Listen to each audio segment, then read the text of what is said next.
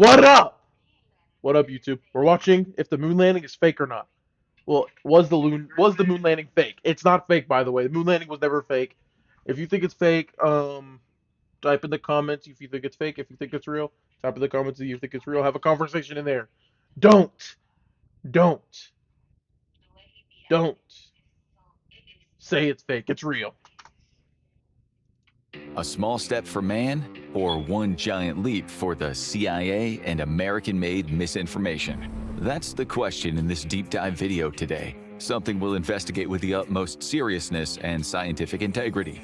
Don't worry, the technical parts aren't too complicated. Why are you It's saying not 7 in my rocket chat? I'm science, not jinxing. pun definitely intended. We'll also discuss major historical events you generally don't hear about in high school history classes or Hollywood movies. If we succeed today, you'll not just never question the moon landings again, but you'll also feel a little more enlightened about a pretty crazy period in world history. To the 5% of you Americans who strongly believe that the moon landing was faked, the topic in this video will seem very reasonable. To the 6% who somewhat believe the moon landings were not what they seemed, well, maybe this video will push you more into another category. And perhaps the 61% of you who strongly disbelieve sending men to the moon was some kind of fantastic CIA subterfuge, well, you might learn in this video why so many people passionately disagree with you.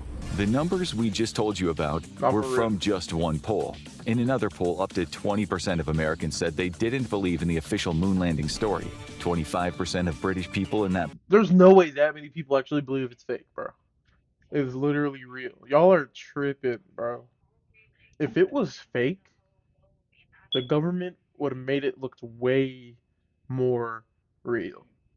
Like, the government would have made it look so real that it wasn't fake.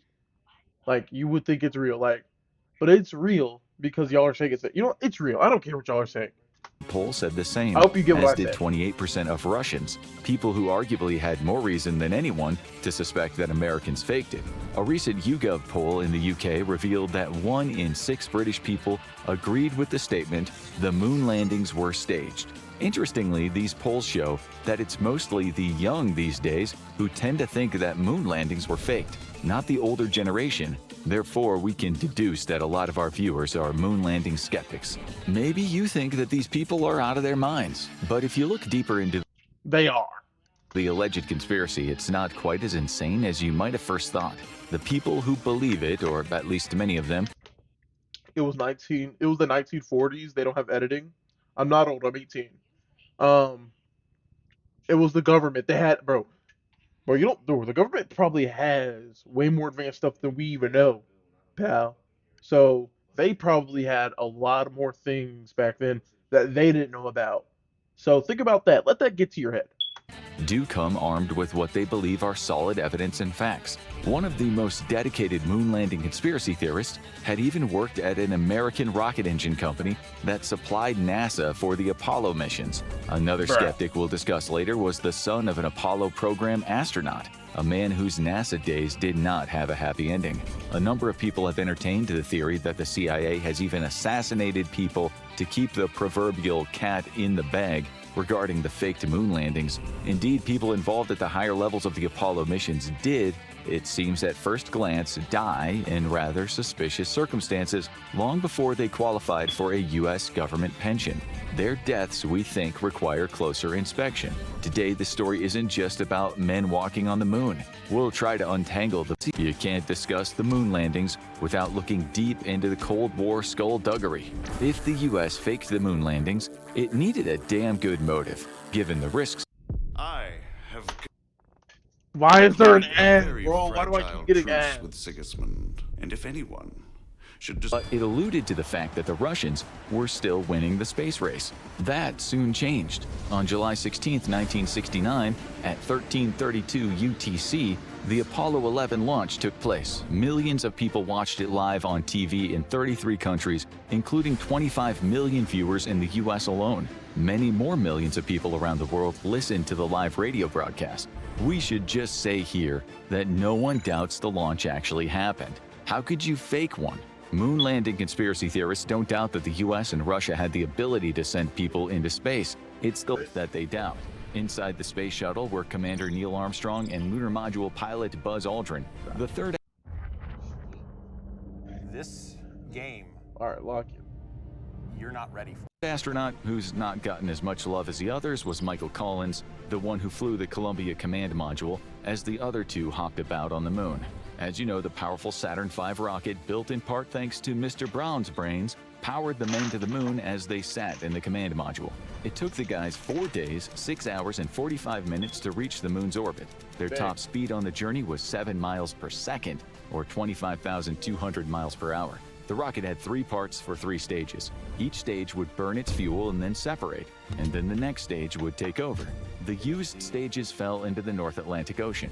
Collins later explained, staging it's called, and it's always a bit of a shock as one set of engines shut down and another 5 spring into action in their Oh, yeah, place. that would be We're scary. jerked forward against Would our you guys- straps. Would you guys want to go to space? Be honest. Would you want to go to space, Chance?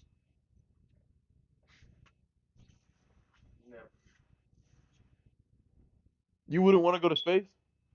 Yeah, I don't know. That would be scary. No? I feel like a lot of people would not want to. Then lowered gently again as the second stage begins There's its like a journey. good amount of Attached to people the would, command like, module want to, but I was the don't know. part that would land on the moon, the lunar module. Once in place above the moon, the lunar Hold on, module count me down. undocked I'm from gonna the go to the command bathroom. module, which involved Count me down.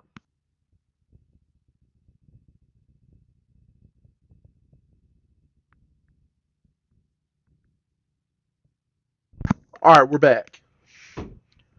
releasing the docking latches and the springs that held the two together. In the command module, Mr. Collins continued orbiting the moon, while the other two initiated a descent with the help of a guidance system. The undocking part happened at about 60 miles off the moon's surface. After that, Collins continued circling the moon, each cycle taking about 2 hours. At one point, the lunar module's descent engine fired for 30 seconds, which put them on a descent with the closest approach of 14.5 kilometers And they above the landed moon's on- surface. They were aiming for an area called the Sea of Tranquility. None of this was easy. It was the one thing that everyone was most Me. People saw the ship, the rocket take off. What do you mean? What's that mean? They've seen it go into space. What do you mean, cap? There were people watching it. There's a video. I know. There's people. From home. No. There's people also watching it in person. I know. But Bro, it's not a fake. Bro, the moon landing's not a fake. what makes you believe it, huh? Bro. Because, bro, if it was fake, United States, you know how the United States is, bro. They're so secretive. They would have made the fake look so real that it had to be fake. Okay, I believe that's real because it's not fake. In a war with fucking Russia on whoever who was gonna get there first. That's a lie, bro. So they thought they were nice, bro. That's a lie. Okay, that's the only thing that could probably get me, but like, bro. They lied, bro. And it's not fake. This video is boring. I don't care. It's going into a YouTube video. I'm sorry. You're the one that wanted it. I'm sorry. So I'll make it into a YouTube video. Too bad. Maybe some people on YouTube want to watch the video, so I'm not going to end it. Buddy. concerned about. It's what the Soviets hadn't yet done in a manned spacecraft. Armstrong and Aldrin were No. able to hover close to the surface, making sure the computer had them landing at a good place. If anything went wrong, they'd be able to jettison from the descent stage, and by using the ascent engine, climb back into orbit. They'd land at about 3 feet per second by carefully using these controls, which was a bit trickier than we've explained. At one point, they received a Wasting hours grinding in single player? Oh, another With Wiimote, ad, you can hit like- skip on the boring stuff like endless farming. program alarm. Armstrong told Mission Control back in Houston, "It's a 1202." He said to You Aldrin, don't- "What bro, is it?" The answer was the stop. Apollo guidance computer was saying that the processing system had been overloaded. Armstrong later admitted the unknowns were rampant, and there were just 1,000 things to worry about.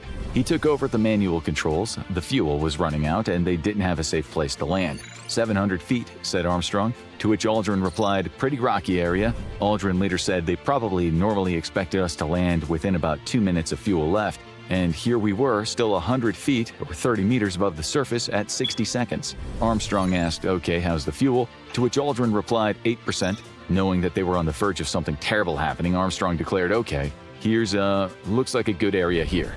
They landed. The landing gear absorbed the impact. We'll talk about this landing making a crater later.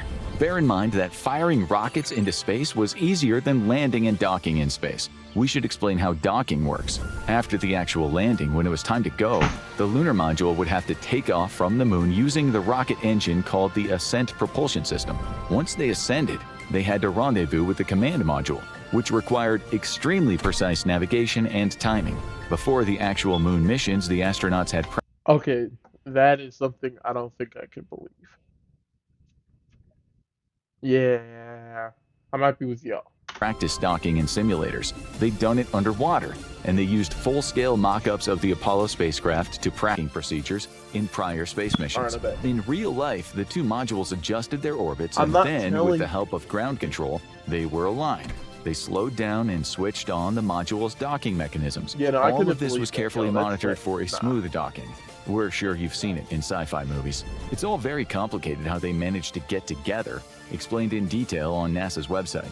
There are transcripts that cover all the process, which involved a lot of burning, radar, and computers. There are lots of photos of the modules getting closer and closer together. In the technical debriefs, you can read parts like this. We stopped the braking phase at 50 to 100 feet, ensured that both vehicles were in a docking configuration, and at this point we ran into a problem that we wouldn't have anticipated pre-flight. Our procedure was for the LM to get into station keeping position 40 feet out in front of the command module, plus x-axis. Pitch over 90 degrees so that the x-axes are collinear. Then yaw left. SpaceX team here. You're not on, bro. You don't work for SpaceX. Left 60 degrees so that Oh, we're in this? docking attitude No, this- with the SpaceX command wasn't module. even a thing. It's all very technical, but if you I are agree. skeptical it happened, you can read every single step of the process with photos online. You can see how they Oh, you're implemented Team TPI SpaceX. burns, transposition docking and extraction burns, and CDH burns, circularization and descent orbit burns to accomplish the amazing space hug. But to be fair, the conspiracy theorists don't question the docking part of the moon missions as much as the landing. But we thought if we didn't mention it, we'd be ignoring a very important part of the mission. Once they were docked, the three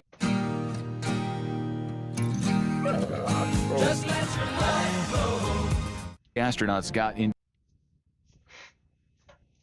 It's been a thing for 60 years. It has? I thought, no, it hasn't. You're lying. Let me look it up on my phone.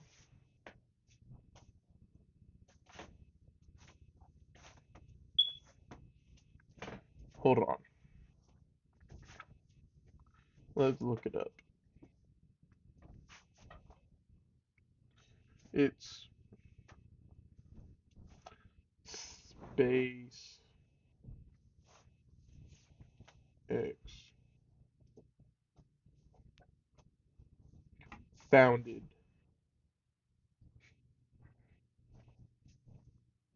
Why is it only saying?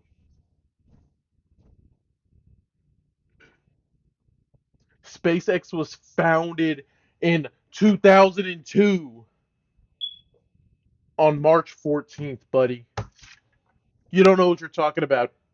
Into the command module and jettisoned the lunar module. They set their trajectory to return to Earth and blasted off again. It is the service module that houses the main propulsion system, the service propulsion system. When they got closer to Earth, the service module was jettisoned to burn up in the Earth's atmosphere or fall into the ocean, while the command module with the astronauts on board headed for splashdown in the ocean with a parachute stopping them from being broken into little pieces. The command module didn't burn up as its re-entry heat shield protected it. They landed in the Pacific Ocean at 12:50 p.m. on July 24th, 1969. Okay, now let's go back to when they landed on the moon. Armstrong said the famous words, "Houston, Tranquility Base here, the Eagle has landed." The Eagle was the name of the lunar module. The guys prepared themselves for their moonwalk. About 4 hours later, at 2:56 and 15 seconds Universal Time on the 21st of July, Armstrong, with 500 million people watching from all over the world, said, "That's one small step for man, one giant leap for mankind." Mr. Aldrin followed and took Yep, the second Buzz small step for Lightyear. man at about 19 minutes later, quite poetically calling the lunar surface magnificent desolation, which could have been the name of a Bob Dylan song. He and Armstrong unveiled the plaque located behind the ladder. It read, "Here men from the planet Earth first set foot on the moon, July 1969 AD. We came in peace for all mankind." What an amazing accomplishment by NASA, the USA, and the free world. Make no mistake, the CIA propagandists were jumping for joy. The USA had scored the winning touchdown after spending the entire game behind. The astronauts went one better when they planted the American flag. They then talked to President Richard Nixon by radio telephone. Every single step had been rehearsed, mulled over, and analyzed for full effect. The White House's directive had been to plant the flag in such a way as to make it clear that the flag symbolized the fact that an effort by the American people reached the moon, not that the U.S. is taking possession of the moon. Alan Dulles had died 6 months earlier, but had he seen this, he would have been a happy man. That's the thing. As you know, all this talk about peace on Earth and mankind's progress was in its own way part of the USA's propaganda plan. Even if the astronauts didn't care much for propaganda in the Cold War, they had to say what they had to say. You'll see what the Russians thought about the US's success later in the show. For now, Americans, according to polls, were mighty proud of their free world nation. JFK's image flashed on TV screens nationwide next to the words "Task Accomplished, July 1969." The US had won the space race. Democracy had won. We're not being overly cynical about the propaganda aspect being so important. JFK had been told by advisors to make no mistake, this is a must-win battle in the Cold War. Many years later, Aerospace America admitted Apollo was an exercise in Vegetables don't propaganda, scare me. sending to the world and ourselves a message of American superiority and exceptionalism. It wasn't as if the average Joe in the US or in Britain was saying, "Oh great, this is of profound symbolic significance regarding the balance of power in the world and how perceived technological prowess can act as a strong propagandistic tool to persuade people that one side of the current political schism is superior." But that's what the CIA was thinking. It was the reason why the US spent something like the modern equivalent of $280 billion on the Apollo program. By 1965, NASA's budget was almost 5% of all the US government spending. Bear this in mind as we go on. The astronauts took photographs, collected 21.5 kilograms of rock and soil, and walked and skipped a total of about 250 meters, never quite straying more than 100 meters from the module. The people watching could hear them sounding like overjoyed kids bouncing around, singing hippity-hoppity in gravity that was just 16.6% of that on Earth's surface. They had to bounce since walking didn't really work on the moon, despite what the Get matched today with the tax expert who's just right for your situation. They'll do your taxes from start to finish. band The Police might lead you to think. We have a question, though. A question the skeptics have said is proof that the moon landing was fake. Where were all the stars in the photographs? According to NASA's images, there was just blackness out there in space, and everyone knows there are quite a few stars in the universe, perhaps 200 billion trillion, about 100 billion to 400 billion in our own humble galaxy, the Milky Way, and anywhere from 2,600 to 4,500 that we can see from Earth on a... Bro, the camera couldn't pick it up. It was an older camera, a little older camera. Like, you know how when you put your phone, even though this is like a new phone, 15, like, bro, it'll get the stars, but like it's like faded, like the stars are really, really faded. Like, bro, it's an older camera than that, so of course the stars are not gonna show up. clear night. Well, that's weird, say the conspiracy theorists, because in those photos, there are none, zilch, and you can't get a much clearer view than from the moon, where there is no atmosphere to get in the way of stargazing. Not in one solitary moon photo will you see a star. The theorists have said that this might be because the fake landings were conducted in a studio. Perhaps, they say, someone forgot to turn the lights on It was behind the black not in screen, a which studio. would be pretty strange given you think some of the most intelligent people on the planet, U.S. intelligence, and their NASA scientist buddies Like, yes, exactly. Like, bro, United States are so smart, they wouldn't even make a mistake like that. They wouldn't make a mistake like that. Bro, the United States is so smart, they wouldn't even make a mistake like this. Like, a stupid mistake like that. Bro, if it was fake, the stars would have showed and be like, oh, then y'all would say, oh, how would the stars have shown? Oh, how would the stars show? The camera is so old. And then that's all y'all say. So, y'all it's just like, bro, just get over it. It's real. Oh my gosh. would have remembered such a major detail. In fact, they forgot to turn on the little bulbs in all 6 moon landings. They could build rockets and split atoms, but they couldn't fake stars Exactly. or remember to get a guy to turn on the starlights. The answer to this one is simple. The cameras on the moon were set to an exposure time to capture not the distant stars, but what was happening on the moon. As any of you budding All right. chance. Photographers know if you want to get good shots of the stars at night with your camera, you really need a long exposure. Try pointing your smartphone camera at the night sky Oh my and gosh. see what you get. Why did NASA's I already cameras tell you? had been optimized not for exposing stars, but for capturing details in the brightly lit surface of the moon. The astronauts, as they said later in interviews, couldn't see the stars either because of the sunlight. Some of you are now thinking, that's too easy. We're strawmanning the argument. Okay, let's move on. As you know, there is no wind on the moon. Unlike Earth, the moon doesn't have much of an atmosphere. It has some atmosphere, but the moon's atmospheric pressure is about 100 trillion times lower than Earth's atmospheric pressure at sea level. You can call that almost non-existent. Certainly not anything near enough to make a flag flap in the wind. Oops, looks like the CIA and NASA messed this one up again because that flag on the moon definitely ripples in the photos and videos. Yet again, it seems like someone messed up. Did the caretaker at the movie studio leave a door open? Or did someone turn the AC on since it was getting so hot for the astronauts in those fake spacesuits? And what about Aldrin and Armstrong? Surely, if they were part of the conspiracy, with likely a team of hundreds watching them, how come no one said, "Dudes, close the door, the flag is rippling"? What kind of god-awful conspiracy team are you? And then the Exactly. director would have shouted, "Flag scene, take 2." Obviously, he or she didn't. Actually, even though we are jesting here, the flag in several videos seems to flutter a lot, so it's only reasonable that people would question it. There's a reason though. If you watch the videos, the flag only flutters after someone has just touched the pole it's connected to. The skeptics say no, it moves by itself. But if you're lucky enough to watch the videos in full, it only ever flutters after it's been moved or touched. It sometimes just looks like it's waving by Exactly. itself in the video. When the astronauts planted it on the moon, they couldn't help but give it a little push. Without the wind resistance, the flag rippled a few times before finally settling in one position. No video in the world exists of the flag moving by Oops. Oh, right. We got Yeah, that's right. Alright. itself after no one has manipulated the pole in some way. If you think about it, it would look much weirder if the flag had stayed straight, like a piece of strong card after someone touched it. It also had a horizontal crossbar. If it hadn't, we would have gotten a floppy flag, which would have been quite some blunder in terms of positive symbolism for the USA.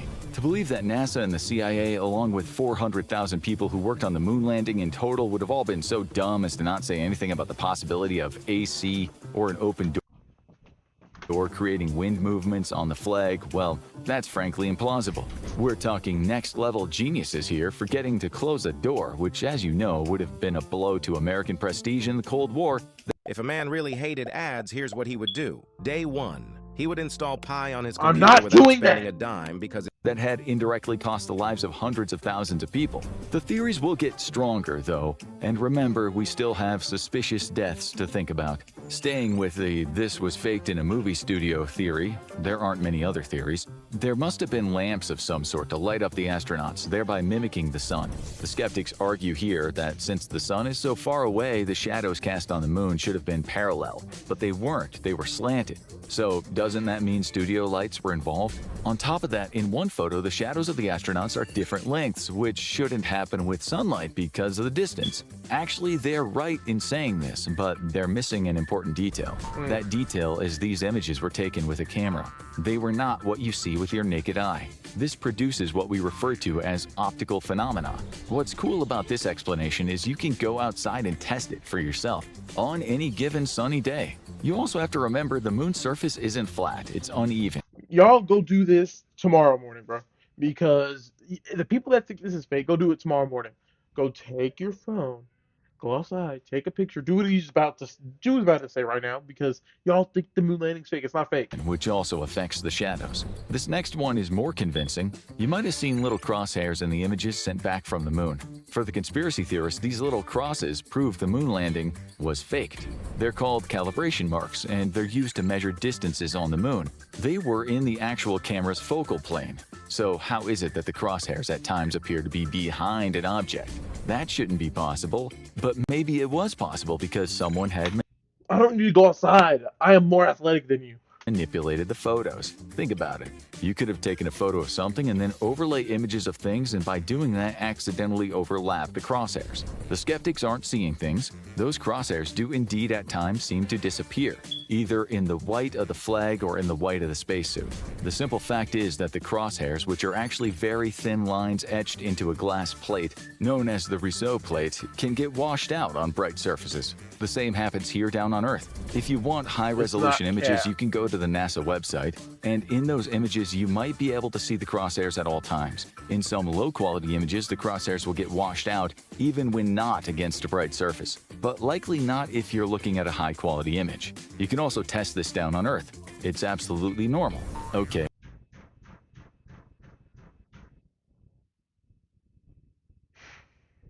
Football's harder than soccer. That's all I'm gonna say. This next one is exciting. We like this one. I mean, all y'all need is more stamina and to be fast. That's all you need to play soccer.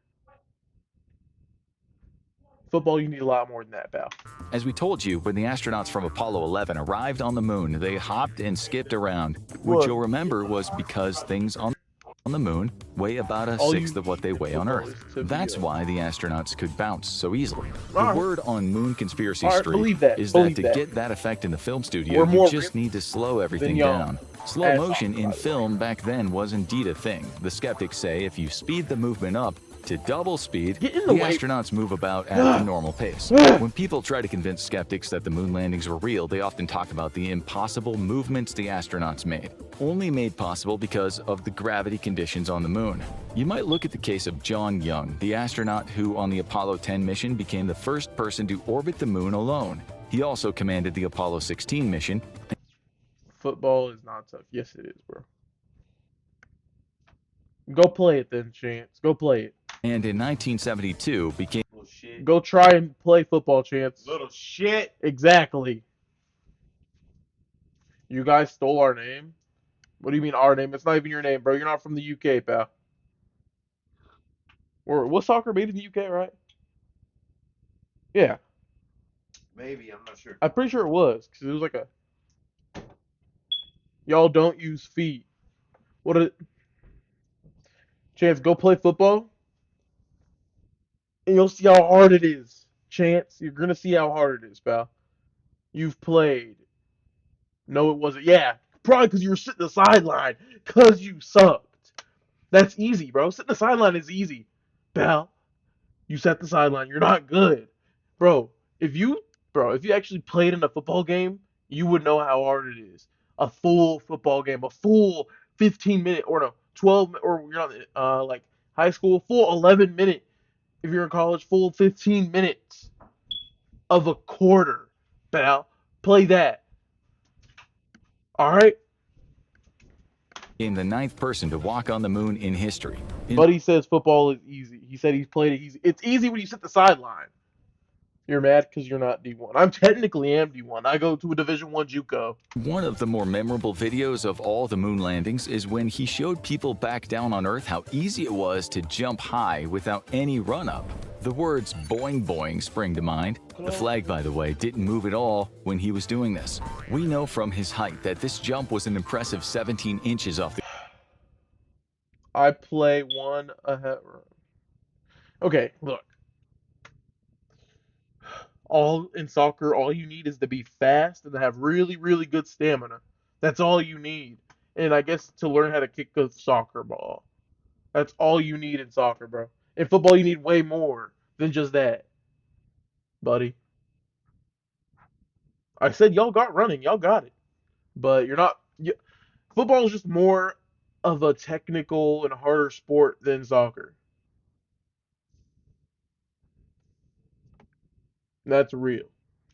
The ground.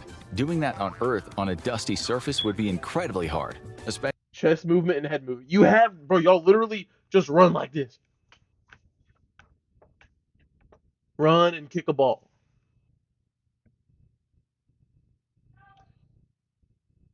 You know how to okay, bro.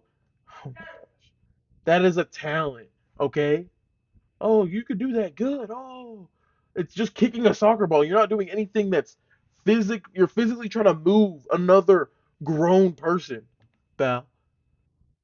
In soccer, you don't do that.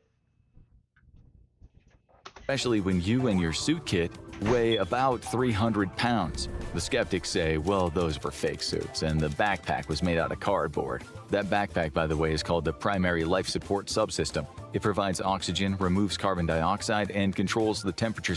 A slide tackle is not moving people. You're tripping them. A slide tackle is you tripping somebody. I don't even know why it's called a tackle. That's not a tackle. You're just tripping them. A tackle is when you forcefully bring someone to the ground with your body. You're literally tripping them. I don't slide into people. I hit people and they fall over because they are weak.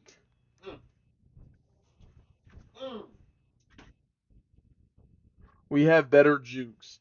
No, you don't. All you do is kick a. Oh well, I mean, no, you don't. No, you don't.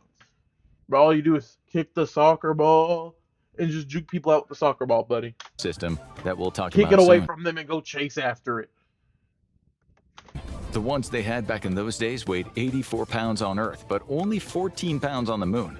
But let's say they were fake, which is partly how Young managed to jump so high from a standing position. Looking at data online, the average vertical jump height for an I'm going to show you guys how my style went from this to this. All I had to do was fill out a style Another quiz. It asked me ad. different things.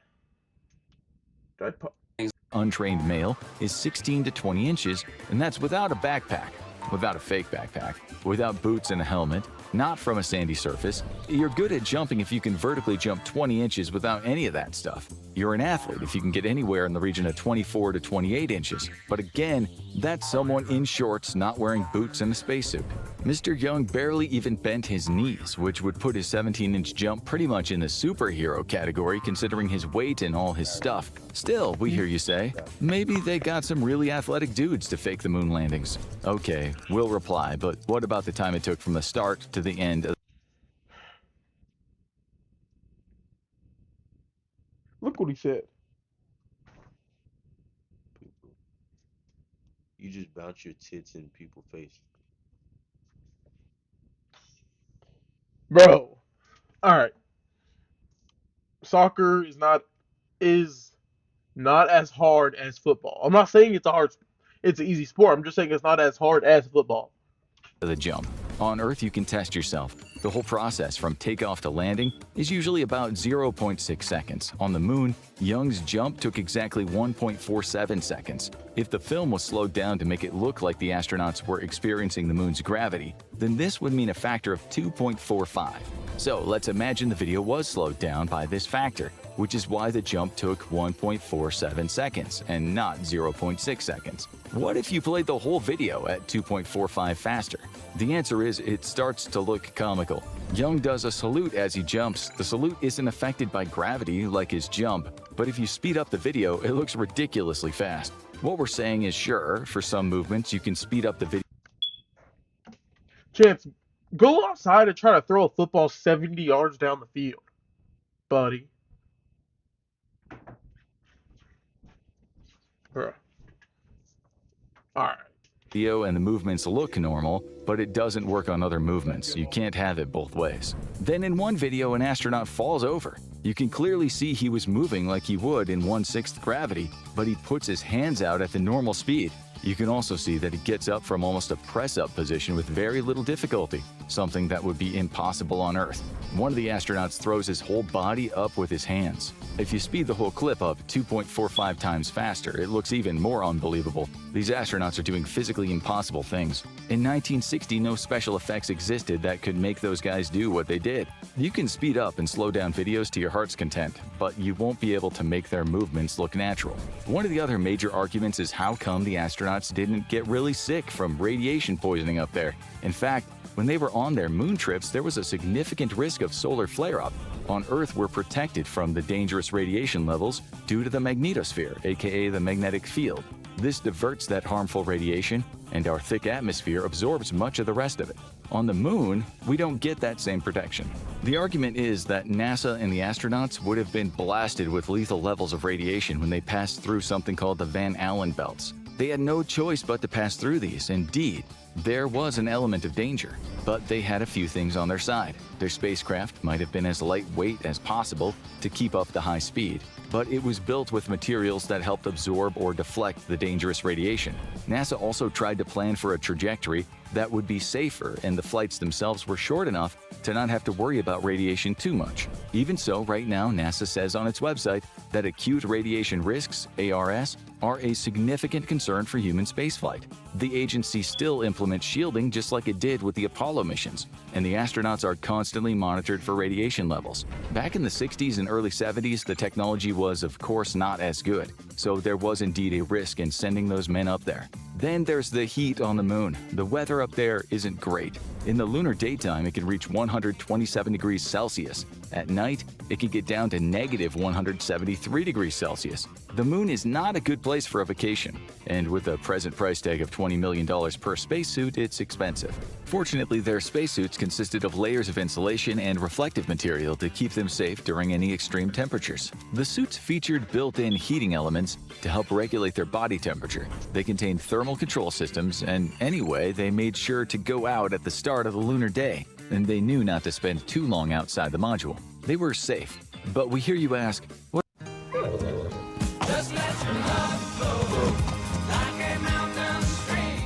what about the equipment they used? Didn't their cameras include celluloid film, which doesn't do so great when it's as hot as the inner circle of hell? This is actually a very reasonable question. The film we use down here on Earth would be useless when it's super toasty. Apollo 11 recorded temperatures as high as 150 degrees. B, look what he said. He will never be able to do it. Chance, you will. Shit. What? I said he bullshit. I know, bro. Chance, you will never be able to do that, buddy. I'm just gonna let you know here, bud. You're never gonna be able to stand there, feet planted, and just sit there and boom, 70 yards. No, you're not. Go ahead. Yeah. All right. That's fair. Go ahead. Fahrenheit Try. and as frigid as negative 63 degrees Fahrenheit. The thing is, the temperature on the moon isn't the same as it is down here. There's no atmosphere on the moon. Even if you could stand on it without a spacesuit, you wouldn't say something like, "Oh, it's a bit muggy out here." There's no warm, moist air to speak of. Even so, the sun's rays do give off heat, extreme heat. This is what we call radiated heat, meaning the heat is transferred through electromagnetic waves. That's why the astronauts still needed to have those climate-controlled suits. Their cameras also warmed up with this radiated heat. They weren't normal cameras, though. They were specially designed Hasselblad cameras. They had special insulation to help them regulate their internal temperatures, and the components inside were also protected from extreme heat. By the way, those cameras were mounted on the astronauts' chests, which is why you won't see anyone holding one. Also, they'd been specifically made to use with thick gloves on. Some skeptics have questioned this, and they've been proven wrong in tests. NASA actually lost the original moon tapes from Apollo 11, which is another reason why some people think the whole thing was made up. We'll come back to that soon. First, we have to talk about the crater, or the absence of a crater, when the lunar module landed. When it did so, it blasted the moon's dusty surface with 45,000 newtons. The thrust corresponded with a weight of 27 tons. That amount of force should have left a clear crater, say the skeptics. Do you remember the skeptic Bill Kaysing, the guy who kicked off the moon landing conspiracies to a large extent? He once said, in all pictures of the LEM on the moon, there is absolutely no evidence of a crater. I promise, Chance, if you could throw a football 70 yards standing flat-footed without stepping into it, I will do a bicycle kick. All right? Crater underneath the engine. If indeed the module had landed on the moon, the engine would have blasted out a substantial hole in the dust-like surface of the moon. He should have known what he was talking about. He left the What? He's like actually like 18, he's quarterback, old as fuck. Nah, he's not real. Chance is AI. Bro. Yeah, he has to be AI. He's not real. Yeah, he's AI. No, you can't go back and throw. I said you have to stay flat-footed and just chuck it 70 yards.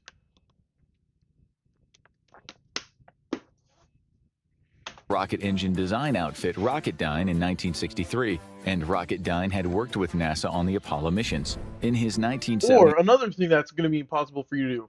I want you I want you to go block a 315-pound defensive lineman that could squat like 500, 600 pounds or 400 pounds. Or anyone. Really anyone. Buddy, go try to do that. They're like, just try to block like a 6'3", maybe 6'4", or 6'2", 300-pound. What's my vertical? The last time I took a vertical test, it was maybe like 20. I had knee surgery. You go get knee surgery and try to do a vertical, buddy.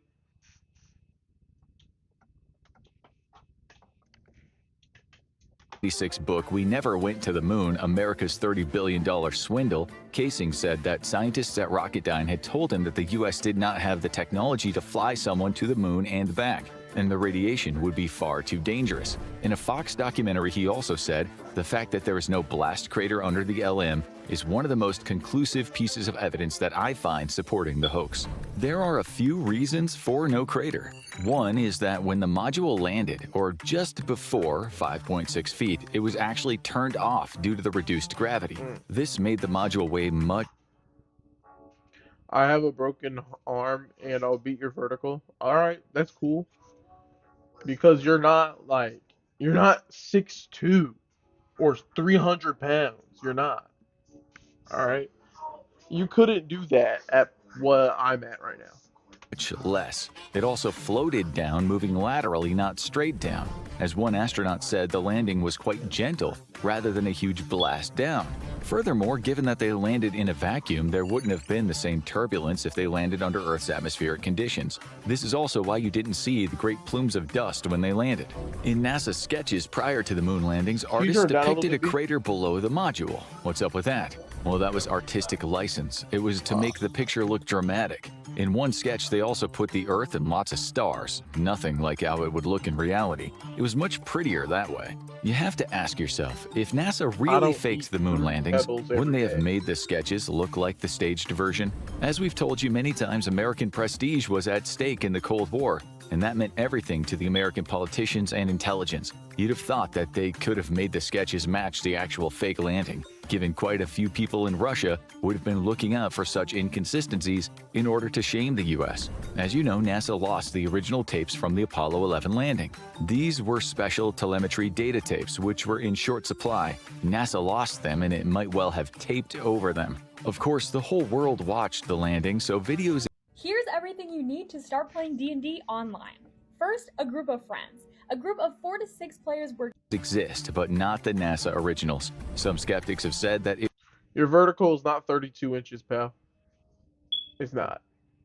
If we had those original tapes, we'd be able to analyze more closely the scam that the moon landings were. The thing to mention here is that while those tapes are indeed missing, the originals from the other subsequent moon landings still exist, so we can analyze them to our heart's content. It makes no difference that the Apollo 11 tapes are missing. Skeptics have also said that astronomers have failed to show the landing equipment, including the fuel tanks, that NASA left on the moon, which is proof of a conspiracy. They say we have a really good telescope, so why can't they see the stuff NASA left up there? Firstly, looking at things that are far away isn't easy, not when you're looking for relatively small things. We're not talking about looking at stars here, but relatively tiny pieces of equipment. But over the years, photos of NASA's artifacts have been taken, recently by Chinese and Indian lunar probes, so the theory has bitten the dust. A broken arm is not going to affect you jumping in a vertical. Buddy, you could still do this with a cast on and jump. You're just too big. Dust. There's also the theory that the moon rocks NASA collected are fake, with people going as far as to say when von Braun was sent to Antarctica in 1967, he picked up rocks to be used as fake moon rocks. The story goes that he was under pressure since the US threatened to reveal his Nazi past if he didn't do the job. It's a cool story, we like it. He did indeed go to Antarctica, but NASA said his mission was to look into environmental and logistic factors that might relate to planning future space missions and hardware. It's highly unlikely that he would have refused to go anyway. His whole career was at that point with NASA, and he was already a hero, although given his past, an unlikely hero. As for the rocks, countless scientists have written in countless papers about their unique lunar traits. Surely, NASA hasn't managed to get all these scientists on board with the conspiracy. Some people say NASA's moon rocks were just meteorites with a lunar origin. This can't be true for 380 kilograms of rocks that were collected on the Apollo missions. Scientists and collectors have only managed to obtain about 30 kilograms of lunar meteorites throughout modern history. So why does NASA have so many moon rocks? One of our favorite theories is the photo that shows a studio light in the helmet of the astronaut Alan Bean. This is the Apollo 12 picture, AS-12-49-7281, which Charles Pete Conrad took during the second moonwalk that took place on that particular mission. If you look closely, you can see a row of dots in the visor. These skeptics have said that the dots are in fact a row of studio lights. At first glance, it sounds believable, but if you zoom in, you can see the dots are not evenly spaced. They don't look anything like lights. They look more like scratches. Visor scratches were actually quite common on Apollo missions. The moon dust on the astronauts' gloves would scratch the protective visor when they moved it up or down or to the side. Talking about dust, when the astronauts walked around, they left footprints. Those footprints are still there because there's no wind or rain to get rid of them. NASA's Lunar Reconnaissance Orbiter actually captured photographs of all the Apollo landing sites, and the footprints were still there.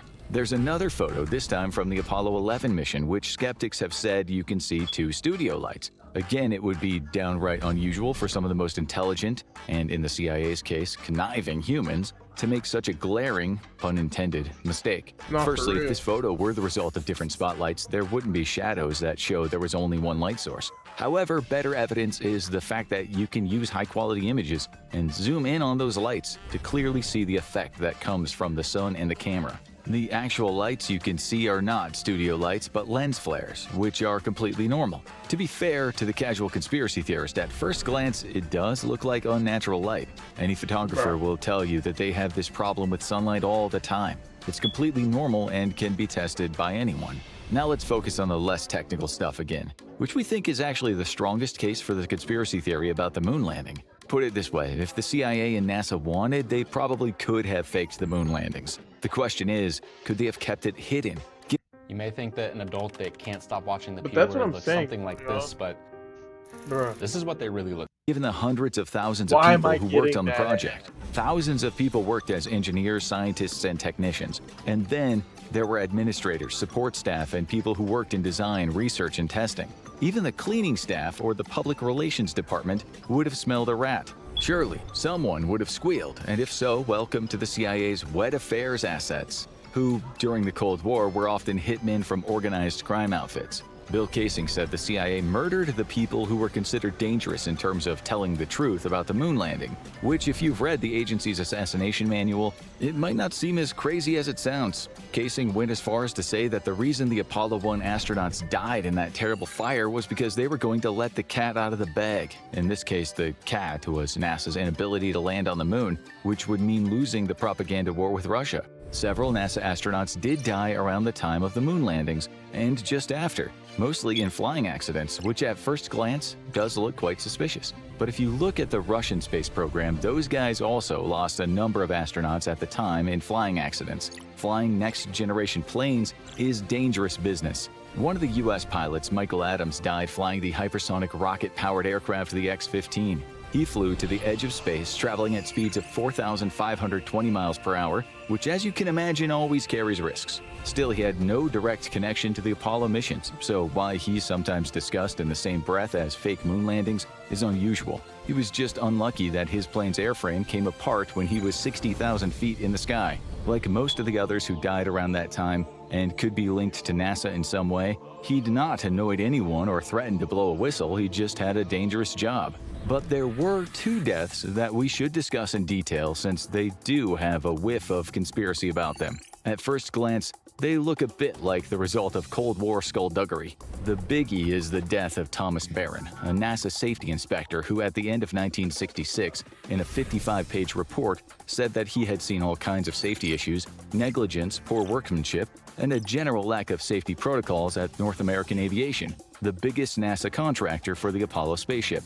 After the Apollo 1 disaster, he was very critical of NASA and said so in the report. He made it sound like NASA was never going to get to the moon, music to the ears of the Soviet Union, anathema to the CIA.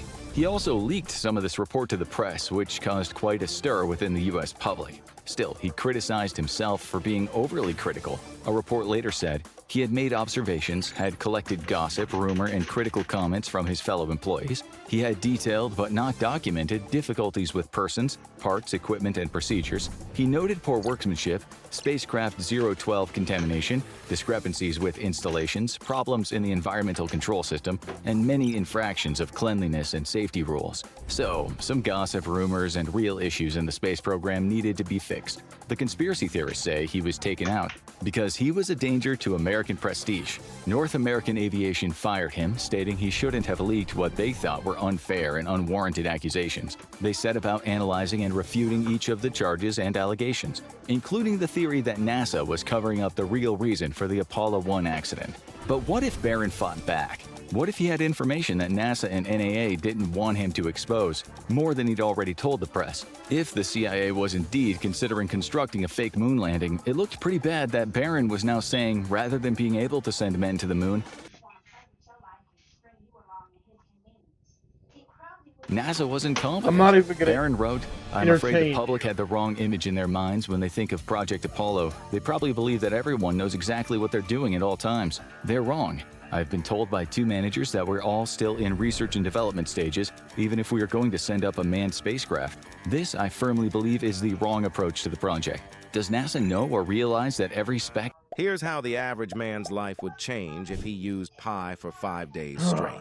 Day 1, he would that we have is inadequate for the task being done? He wasn't done. He wanted to take it higher, so he wrote a 500-page report. He sent this report to the committees of the U.S. Congress, and he testified before a subcommittee governed by Congressman Olin Teague. Teague said he believed some of Barron's allegations were true, but certainly not all. Even if some were true, it wasn't a good look for the U.S. space ambitions. It wasn't a good look for the Cold War, for American supremacy on the world stage, a pretty big deal. The CIA might have killed MKUltra scientist Frank Olson for much less. We repeat, might. 6 days after Barron testified, he was dead. His car was smashed to pieces at a railroad crossing in Florida, which everyone knows is not a common accident, given people usually see trains coming, and there are crossing barriers to stop this kind of thing from happening. Was it really an accident? The CIA's assassination manual stated in the technique section part. That's what's so interesting because the CIA, like, bro, they know some stuff. And they have definitely probably assassinated people. 2. Accidents. For secret assassination, either simple or chase, the contrived accident is the most effective technique. When successfully executed, it causes little excitement and is only casually investigated. Pushing someone out a window was said to be the best tried and tested method, since this usually warranted little investigation. The CIA also wrote, falls before trains or subway cars are usually effective, but require exact timing and can seldom be free from unexpected observation. Then below that it says, automobile accidents are a less satisfactory means of assassination. If the subject is deliberately run down, very exact timing is necessary and investigation is likely to be thorough. So, while this doesn't exactly put the CIA in the best light, it does say that car accidents weren't the best way of doing what they sometimes euphemistically called life alteration. Thanks to the likes of Frank Olson, they had all kinds of toxins that could get rid of someone, and they knew how to make it look like a person had just lost his or her mind and hurt themselves. A train crash was certainly a risky procedure. There really was no need for such Hollywood-style gore. The saddest thing is Barron's wife and stepdaughter were also killed in the crash. Oh, wow. As for the 500-page report, it vanished. It doesn't look good, but you must remember that Barron had already testified. His allegations were already well established. Why would the CIA have gone to all that trouble? It can't be easy setting up a car train wreck and chosen to kill his wife and stepdaughter too? There were much easier methods to kill people. Also, a second stepdaughter, 6-year-old Robin, survived. and she didn't talk about how some very mean men somehow took control of the car. It was true that there were some safety issues at NAA, and Barron made some good points, which NAA later rectified. It's also true Congress read his report and stated that these changes had to be made. But there's no proof whatsoever that Barron was murdered. It would have made no sense. He stated his case. It was done. If they wanted to kill him, they should have done that before he wrote the 500-page bumper report. A report, by the way, that Congress said was perhaps overly long. They'd read it, of course. The NASA Oversight Committee later admitted that Barron had made some valuable contributions to the Apollo fire accident probe, but also said he'd been somewhat overzealous in his criticism. It might seem suspicious that the report is no longer available, but the testimony he gave was made publicly available. We know what he wanted to say, it was no secret. You can see it to this day, which is one reason why his death has never been investigated. Then there was the death of the NASA astronaut Gus Grissom, who before he tragically died in the Apollo 1 fire, had flown the X-15 and been involved with NASA's Gemini and Mercury programs. He'd been around and he'd seen a lot. If there were safety issues with the Apollo program, if NASA and its scientists were pushing too hard under pressure to get ahead of the Soviets, Grissom had seen it. He wasn't the kind of person to hold back if he thought something was wrong. His outspokenness led to him being known as Gruff Gus. He once told a reporter that the Apollo 1 program was riddled with technical problems. He didn't believe they would achieve their aim of getting to the moon in the proposed time frame. He was right, there were problems, just as Barron later said. One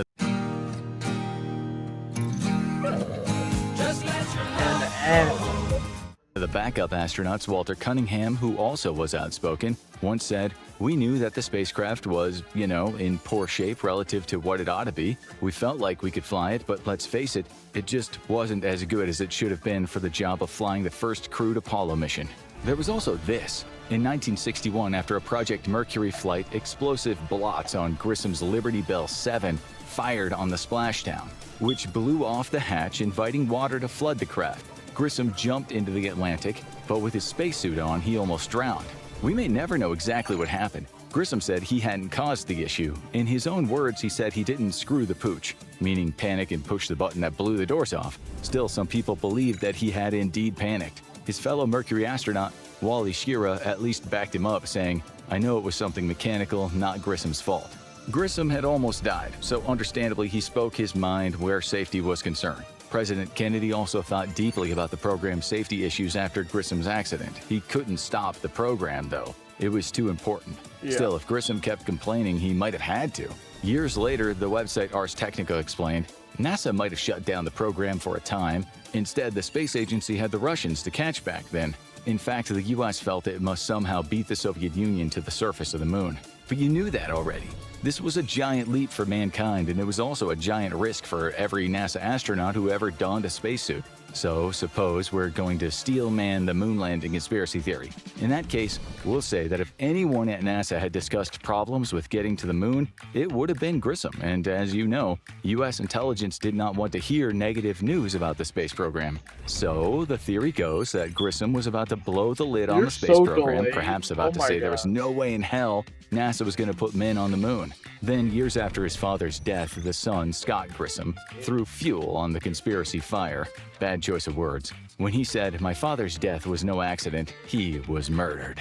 Scott called it an act of sabotage because his father had been critical of the program. Even so, Gus hadn't been that critical. Just months before he died, he told the TV news, "There will be risks, as there are in any experimental program, and sooner or later, inevitably, we're going to run head-on into the law of averages and lose somebody. I hope this never happens, and with NASA's abiding insistence on safety, perhaps it never will. But if it does, I hope the American people won't feel it's too high a price to pay for our space program." The fire he died in was an accident. It was electrical, and due to the high-pressure, pure oxygen atmosphere and flammable materials around the capsule, it was an explosive fire. Also, the hatch was heavy and cumbersome, and the astronauts couldn't get out. Gus's wife, Betty, was also critical of NASA. She'd gone on record saying that. In one interview, she said Gus had told her, "If there's ever a serious accident in the space program, it's likely to be me." Then there's the mysterious Clark McDonald, a McDonnell Douglas engineer who said NASA hired him to investigate the fire. There's a tabloid news story that states he kept quiet for 3 decades and then admitted that NASA had covered up his investigation. The paper has him saying, "I've agonized for 31 years about revealing the truth, but I didn't want to hurt NASA's image or cause trouble. But I can't let one more day go by without the truth being known. That might sound compelling, but we can find no Clark McDonald who was an investigator for that fire. Also, the news story doesn't come from a reputable source. It exists only on one very sketchy website, which also contains quotes from Betty you can find nowhere else. The same story said Betty did indeed believe she might not have been told the whole truth by NASA. She said, "I believe Scott has found the key piece of evidence to prove NASA knew all along what really happened, but covered it up to protect funding for the race to the moon." She was referring to Scott's charge of sabotage. You can also go online and visit forums where dubious reports state that Grissom was getting death threats for talking about safety issues at NASA, so much so that he was put under Secret Service protection. Well, don't believe everything you read online. Besides, in what looks like a sensational Newsmax.com report, we can find no evidence that this happened. We cannot trust this report, so we have to look to other sources. Betty Grissom sued North American Rockwell, and after some years of litigation was awarded $350,000, although she wanted $10 million. The grounds she sued for were pecuniary loss suffered by the survivors in the form of earnings, loss of parental care, guidance, and control, and present cash value of the future earning potential. Her lawsuit said nothing about a conspiracy regarding her husband's death. She did believe that there had been negligence, with her lawsuit stating there had been a failure to exercise due care while in control of the capsule. She said he'd even told her he was considering telling NASA he would refuse to fly the mission. In an interview, she said he knew that it was not very good workmanship, and that was why he was working hard to improve it. In fact, File your taxes 100% free in the app if you didn't use us last year. Just file with TurboTax Do-It-Yourself by February 18th. All tax forms said, "You're not going to fly until it gets fine," and he said, "I'm not." Betty once said he died 100,000 times before because that's how it felt being married to a man with such a dangerous job, but she never talked about NASA staging things that happened on the moon or NASA faking anything else. She was proud of what her husband did, but critical of the risks involved.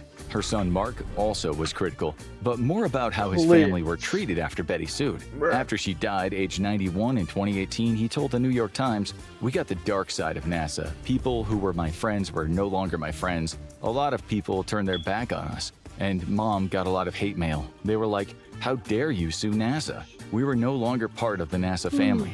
That same article said nothing about sabotage or the CIA, so again, Betty was only upset about how much risk her husband had faced in his job. To equate this with the family saying Gus was murdered because he was going to blow the lid off regarding the program's problems and setbacks is ridiculous. In fact, it might have been insult to Betty to suggest her husband had worked for an agency that cared more about American prestige and propaganda than it did science and exploration. Buzz Aldrin certainly felt insulted by the conspiracy. He once said after working so hard to understand the exact science of space rendezvous and orbital mechanics, and then to have people tell him it was all faked and he was a liar, well, he said it was the most ludicrous thing he'd ever heard. He once punched a conspiracy theorist after losing control. The guy had screamed. He literally spent his whole life learning how to do all this stuff. Like, bro, he spent so much time in school, so much like learning, and testing, failing. That like, look, what if you had something you worked on for so long and the people said it's fake, it's not real, and you know it's real? You would be pissed, freaking pissed, bro. You'd be pissed, bro. I'll be so mad, bro.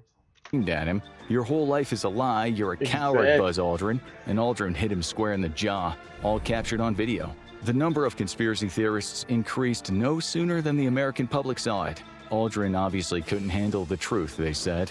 People have also said that NASA and the CIA had hired filmmaker Stanley Kubrick. After all, almost 2 years after the moon landings, he made a movie that looked to many people more real than the actual moon landings. The movie, often considered one of the best ever made, was 2001: A Space Odyssey. The Paris Review wrote that it looks more real than the actual landings. It's the shadow and light, the space and enclosure, the way people move. This film contained no special graphics or CGI. It had been made using actual models. Well, some people ask, if Kubrick could do it for his movie, maybe he did it for NASA and the CIA. This was a man who, in his film Dr. Strangelove, had been critical of the Cold War, of the military-industrial complex, of power. He'd been critical of attempted mind control in his film, A Clockwork Orange. Not written about MK Ultra, but covering a similar theme. You'd think The CIA did occasionally infiltrate Hollywood to make America look great again and again and again in movies. Still, there's no proof that they worked their pressure magic on Kubrick, an artist probably with some integrity. Other than it being a cool story to tell, there's absolutely no evidence Kubrick had anything to do with the moon landings. In fact, if you watch how the astronauts move in his film and look at his depiction of the moon's surface, it looks nothing like NASA's videos. His daughter said not too long ago, "There are many very real conspiracies that have happened throughout our history, but claims that the moon landings were faked and filmed by my father? I just can't understand it." We won't say anything else about that, since there's as much evidence of Kubrick filming the moon landing as there is of the moon being made out of American cheese. We hate to tell you this, but NASA did put men on the moon. They did it 6 times, in fact. They installed the Lunar Laser Ranging Retroreflector Array up there, which is still being used in 2024, allowing them to measure the Earth-to-Moon distance. There's equipment up there to measure the solar wind composition from the moon's surface. They left a lot of stuff on the moon that's still useful. But the next question is, why haven't they returned to the moon since Apollo 17 went there back in... It's real. Y'all are just letting... Bro, y'all just want any leverage on the government, bro. Like, just accept it, bro. They run everything. 1972. It's a perfectly reasonable question. In fact, it is very strange they've never been back. It fuels the conspiracies, and for good reason. The simple answer is the USA won the Cold War and the propaganda war. Yep. So the... Wham, wham, go cry about it. America. They won.